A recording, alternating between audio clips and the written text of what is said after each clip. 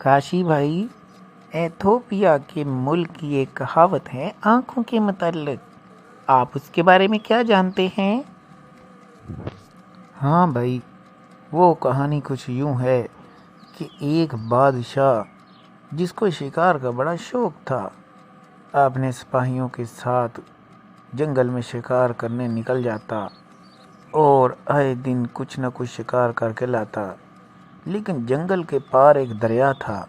وہ دریا کے دوسری طرف کبھی نہ گیا کیونکہ اس کے وزیر اور دوسرے سپاہیوں نے بتایا کہ دریا کے پار ایک پرانا درخت ہے جس پر رات کی 14ویں چاند کو پریاں آ کر بستی ہیں، اور جب اندھیری راتیں ہوتی ہیں تو اس پر جن اور چڑیلوں کا سایہ ہوتا ہے، بلکہ بسیرا ہوتا ہے، وہ ان کا گھر ہے۔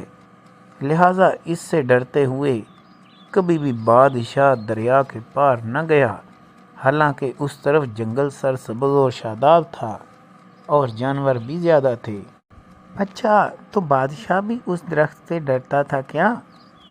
ہاں بھائی، صرف بادشاہ ہی نہ ڈرتا تھا، بلکہ بادشاہ کے علاوہ محل کے سارے لوگ، کیا کارندے، نمائندے، چھوٹے بڑے ملازم، خادمائیں، ہر کوئی اس درخت کی کہانیاں سن سن کر ڈرتے تھے اور دوسروں کو بھی ڈراتے تھے کہ دریا کے پار کبھی نہ جانا۔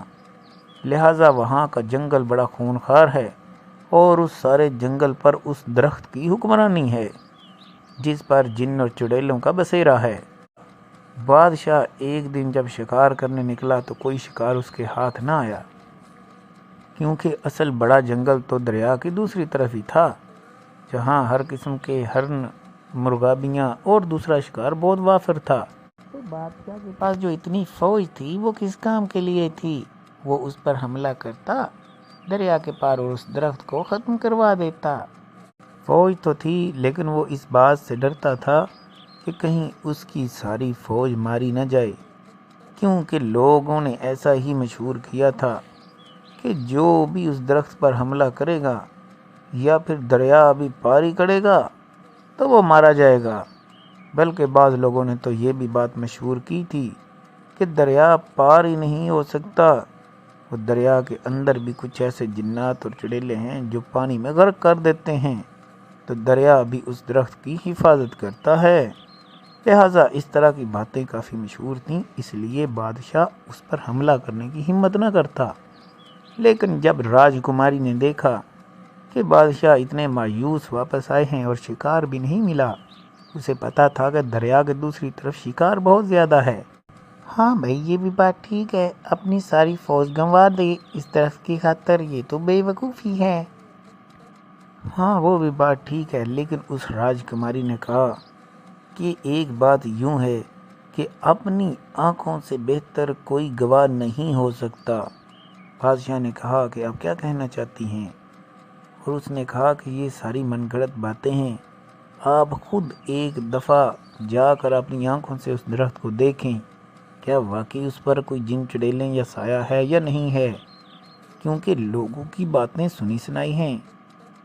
تو بادشاہ کو راجکماری کی بات بہت پسند آئی اور اس نے ارادہ کیا کہ میں پورا بہادری کے ساتھ مقابلہ کروں گا، نہیں تو میں خود اپنی آنکھوں سے اس درخت کو ضرور دیکھوں گا کہ آخر اس میں کیا ایسی جادوئی چیزیں ہیں۔ تو جب اس نے اپنے سپاہیوں کے ساتھ دریا پار کیا اور درخت کو دیکھا تو وہاں گدھوں کے گھونسلوں کے علاوہ کچھ بھی نہ تھا۔ اچھا، تو اس کا مطلب ہے وہ ساری باتیں سنی سنائی تھیں؟ ہاں جی، بالکل کچھ ایسا ہی تھا۔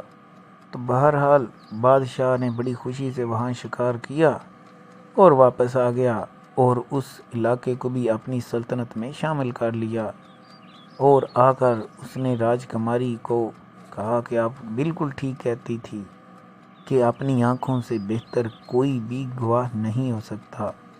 تو ایتھوپیا کے ملک میں تب سے یہ کہاوت اب تک بولی جا رہی ہے۔ ارے واہ بھائی، کہاوت کو سمجھانے کے لیے کہانی بڑی اچھی سناتے ہیں آپ۔ بھائی سارا آپ سے ہی سیکھا ہے، کمال مجھے بھی بتا دیں۔ آپ کو دیکھ کے جن چڑیلیں یاد آتی ہیں، جن چڑیلوں والی کہانیاں بڑی مزیدار ہوتی ہیں بھائی آپ کی۔